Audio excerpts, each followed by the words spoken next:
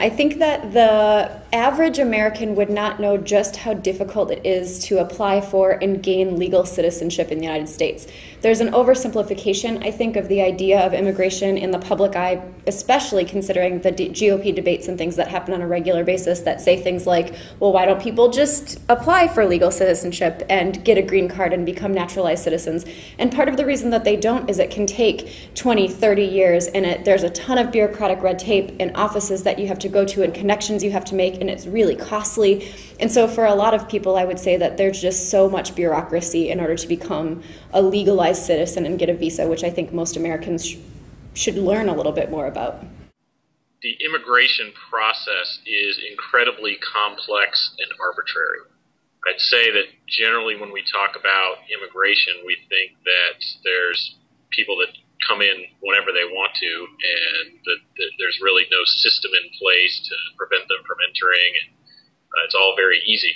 But it seems like, from what we've read and researched this last year, that it's very difficult for people to get into the country, just starting from the perspective that every country has a different sort of arbitrary limit for how many people could enter. Each region has a different amount of people that can enter. I'd say the other aspect of that is it takes years and years for people to get a visa and to go through the process and get here.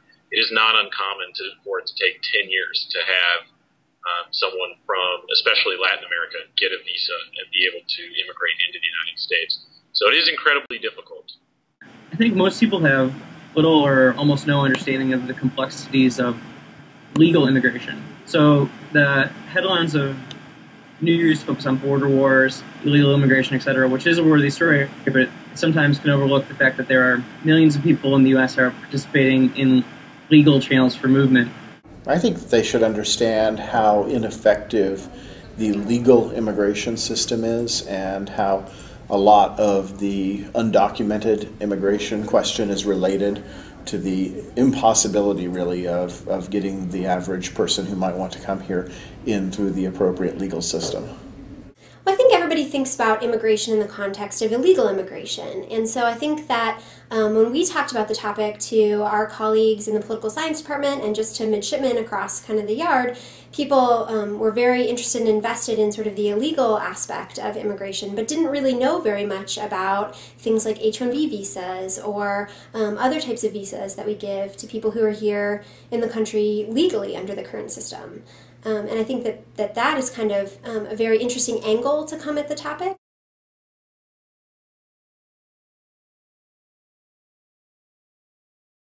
I was really surprised to learn that there are other governments in the world that know a lot more about our immigration process than we do. That they focus very heavily on the rules, the very process that we researched last year that I think most of us didn't really know anything about. And learning that India, for instance, wants to have a specialized agreement with the United States that would allow a lot of its technology workers to come into the United States on visas and live here for anywhere from 3 to 6 years on those visas. I had no idea that that was a part of a negotiation that states had. And it really opens your eyes to the ways that the free flow of people is heavily, heavily regulated by states, and that it becomes a real sovereignty issue. Well, I think that it's always shocking when you hear the rates of things like human trafficking, and it was a problem that I knew happened, and it's certainly something that you think happens way over in those places that aren't the U.S., but to hear, that hundreds of thousands of young women are trafficked through the United States every year, and even more than that, there are everyday slaves that are trafficked in, not just for the sex worker, not just for the sex trade, but also for crop labor and that type of thing. So it's not just that people are coming over here to take our jobs, but rather that there are some people here that are forced into indentured servitude. Spouses who come in and receive the H-4 visas, if something happens in the marriage, if they're victims of domestic violence, if for whatever reason they want to leave their spouse, their visa is almost immediately revoked, which was very surprising to our debaters, right? And you know, kind of generated a lot of interest. And the thing that was really positive for me is that, you know, I expected our female debaters to get all wound up about these kinds of questions, right? Because these are the kinds of things that they'd expressed interest in. But our guys were really gung-ho about it too, which was, you know, kind of a good, pleasant experience for me.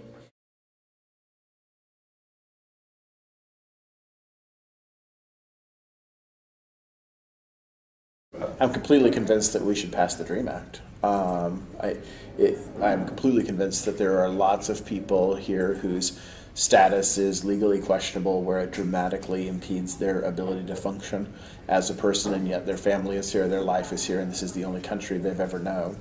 And it just seems to me as though when people have a life experience that says that they are, you know, grew up in America and, you know, have lived in America all of their lives, then we should not be treating them as second-class non-citizens. Just believing and having like an inkling that you think something maybe is right. One thing that I took as, you know, a relative certainty is that policy in the area of high-skilled immigration really needs to change. So there's legal and illegal, there's low-skilled and high-skilled, and high-skilled immigration refers to people who are individuals who have advanced degrees in certain areas of the economy that we consider to be like core productive areas. They call them, like, in the field of education, like STEM, science, technology, education, mathematics. And in my opinion, current policy as it relates to high-skilled immigration is relatively absurd. At a time when the U.S. economy is weak, the U.S. needs all the help that it can get to jumpstart new industries that could potentially drive growth. And we need to be doing everything that we can to attract the best and brightest. It's strange, the U.S. has visas for high-skilled immigrants, but seems to arbitrarily decide to set a cap on the number of people that are allowed to enter the country. I am convinced that our immigration process is very heavily determined by the economic contributions that those immigrants may make to the United States. I think that we very much focus our visas and where we grant them to people who have skills that we think will contribute to our technology, or contribute to, you know, banking, or contribute to startup businesses that will be effective.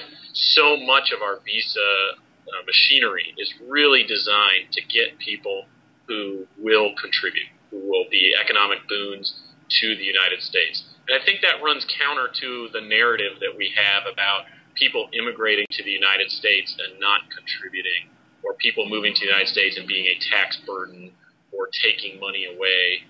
So much of what we do with our visa process is designed to generate more funds, generate more money into the economy and for the government. I am certain that there should be more T visas or U visas for victims of trafficking, that it shouldn't cost, you know, upwards of $15,000 to $20,000 to get a trafficking visa if you have been wrongly trafficked in the United States. I think the one that you mentioned about family visas, I think they ought to be extended. I think that they should not just rely on heterosexual relationships, and that spouses, regardless of gender, should be able to apply. And I think that's sort of a community consensus about things. So generally liberalizing in order for people to regain or to get reprieve from problems, and also for families to be reunited, I think is pretty important.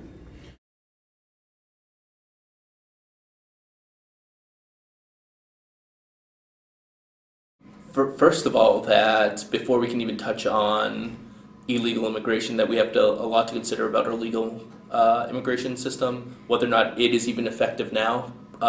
Because the paradox there is that we're wondering how to handle legal immigration, which requires us to put strains and use more our legal immigration system.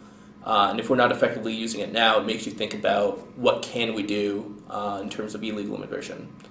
Well, one of the first things that we did over the summer was explore the phrase illegal immigration, which is a largely misleading phrase, because the vast majority of people who are here without documentation have not committed a crime in coming here, because it is not a criminal act to enter the United States without documentation unless you've previously been deported. And so the term is, a deeply loaded term that creates a sort of circular reasoning on the part of people, like, oh, this person must have committed a crime. And in fact, if you understand how federal immigration law works, they really, in most cases, have not done so. I guess when we talk about illegal immigration, we tend to problematize it, right? We talk about sort of the problems, and we kind of maybe glaze over the fact that even with forms of legal immigration, there are a lot of problems. There are a lot of people who are excluded. We don't give very many legal visas, which is why people seem to come to the bureaucratic hurdles and all the problems that we set up seem to be some of the reasons why people either come to this country illegally or why they stay long past their visas.